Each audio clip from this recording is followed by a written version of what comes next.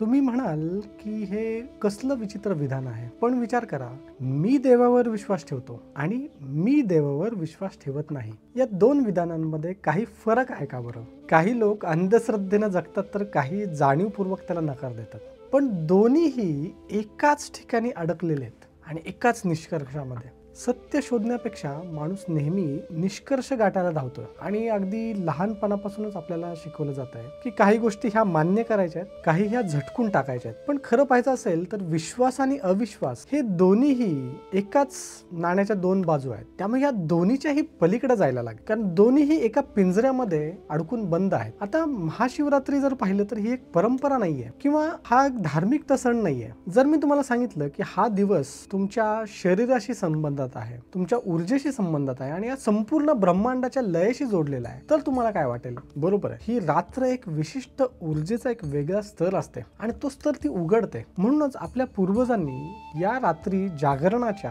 आणि ध्यानासाठीचा सल्ला दिलेला आहे. ही कोणती अशी दैवी आज्ञा वगैरे काही नाहीये, तर शरीराची आणि निसर्गाची एक समजूत आहे. आता हे पाहूया. सहसा आपण झोपतो ना, तेव्हा शरीराची एक ऊर्जा जमिनीच्या समांतर अशा संपर्कात असते, पण महाशिवरात्रीच्या या दिवशीच्या वेळी ऊर्जेचा प्रवाह हा व्हर्टिकल म्हणजे उभा वरच्या दिशेला जातो. या दिवशी जर आपण झोपलो तर तो प्रवाह हा विस्कळीत होत असतो. म्हणूनच आपले पूर्वज सांगतात की या रात्री तुम्ही उभं राहा किंवा कमीत कमी बसून ध्यान करा, शांत बसा. आणि हा काही अंधविश्वास अजिबात नाहीये, तर हे एनर्जीचं नॉलेज आहे, एनर्जीचं एक विज्ञान आहे. आजची पिढी विचारते की हे सगळं खरंच आहे का बरं? मग विचारूया, तुमच्या आयुष्यामध्ये तुम्ही कधी अशा रात्री अनुभवल्यात का की जेव्हा तुम्ही काहीतरी एक तुम्हाला वेगळं जाणवतंय? कधी एखाद्या शांत ठिकाणी तुम्ही उभं राहून तारका समूहांकडे पाहिलंय का, जिथं उत्तर आहे आणि तिथंच उत्तर आहे? म्हणून महाशिवरात्री ही एक संधी समजूया स्वतःची ऊर्जा ओळखण्याची. आणि महाशिवरात्री ही काही एक आध्यात्मिक संकल्पना वगैरे असं काही नाहीये, तर तिचा फक्त ती संकल्पना नसून तिचा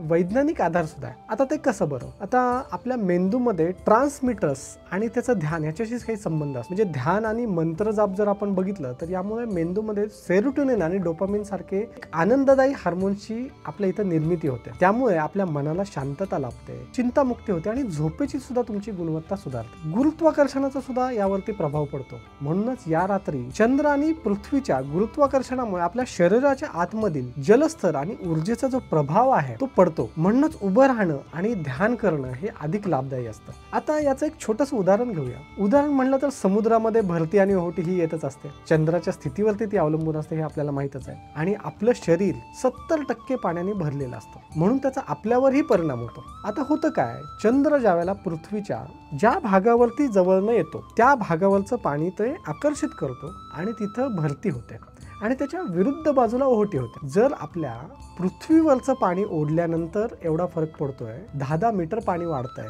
तर आपल्या शरीरामध्ये सुद्धा तेवढ्याच प्रमाणामध्ये जवळपास 70% पाणी आहे. तर जे काही आपण हार्मोन्स आता पाहिले त्या हार्मोन्स मध्ये सुद्धा काही मिलीमीटर मध्ये तरी चेंज होत असेल. आता आजच्या पिढीला सततचा मानसिक त्रासचा सामना करावा लागतो. मग प्रश्न असा पडतो की महाशिवरात्रीचा या मानसिक आरोग्याशी काय बरं संबंध असेल? आपल्या शरीरामध्ये एक नैसर्गिक ऊर्जेचा प्रवाह वाढतो यावेळेला. स्पेसिफिकली या दिवशीच्या रात्री जर तुम्ही जागे राहिलं तर आपल्या मूलाधार पासून ते स्वादिष्ठान, मणिपूर चक्र अशी चक्र सक्रिय होतात आणि ती हळूहळू सहस्त्रारापर्यंत पोहोचायला लागतात. त्यामुळे संवेदनशीलता आपली वाढते, स्थैर्य वाढते, एक सकारात्मक विचार आपल्यामध्ये येतात. हे आपण समजूया की एक मेंटल डिटॉक्सिफिकेशन साठी आहे. आता या रात्री जर आपण ध्यान केलं किंवा मंत्र जप केलं किंवा योग केला तर आपली भीती, निराशा आणि चिंता ही कमी होते. कारण ध्यान केल्यामुळे अल्फा ब्रेन वेव्स वाढतात आणि ह्यामुळे मानसिक स्पष्टता, क्लिअरिटी आपल्याकडे येते. आणि म्हणूनच ही फक्त एक धार्मिक प्रथा नाहीये, तर मानसिक दृष्ट्या सुद्धा शुद्धीकरण करण्याची ही एक सुवर्ण संधीच म्हणू शकतो आपण याला. आता आपला दुसरा एक दृष्टिकोन बघूया की आयुर्वेदिक दृष्टिकोनातून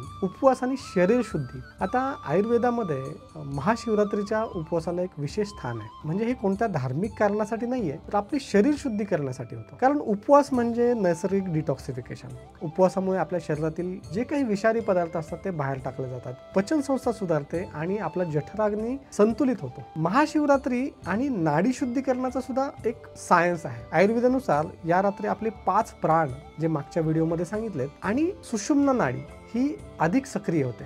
यामुळे आपल्या शरीरात एक नवीन ऊर्जा निर्माण होते. आणि म्हणूनच या रात्री एकदम हलकं जेवायचं असतं, सात्विक आहार घ्यायचा आहे. तुपयुक्त किंवा दूधयुक्त किंवा बेलाच्या फळाचा रस आणि औषधी काढा घेणं हे जास्त फायदेशीर ठरतं. आता विषय आलायच तर ज्योतिषशास्त्र विषयातून सुद्धा पाहूया की महाशिवरात्रीचं काय बरं महत्व आहे. सूर्य आणि चंद्र यांच्या विशिष्ट युतीमुळे एक एनर्जी तयार होते आणि त्या एनर्जीचा एक प्रभाव पडतो. फाल्गुन महिन्यामध्ये चंद्राच्या स्थितीमुळे मानसिक आणि आध्यात्मिक शक्ती ही वाढते आणि पृथ्वीवरील गुरुत्वाकर्षणची शक्ती एका विशिष्ट पद्धतीने कार्य करते. मंगळ आणि शनी ग्रहाचा सुद्धा एक विशेष परिणाम असतो. या काळामध्ये मंगळाची ऊर्जा आणि शनीचा संयम यांचे संतुलन असते. म्हणूनच चिंतन, मनन, ध्यान आणि सकारात्मक संकल्प हे या काळामध्ये जास्त प्रभावशाली ठरतात. आणि हा केवळ पौराणिक दृष्टिकोन नाहीये, तर प्राकृतिक दृष्टिकोनातून, खगोलीय दृष्टिकोनातून एक सत्य आपण समजू शकतो. आधुनिक विज्ञान आज हेच सांगते की माणसाच्या मानसिक आणि शारीरिक स्थितीवरती त्याच्या माइंडफुलनेसचा आणि ध्यानाचा,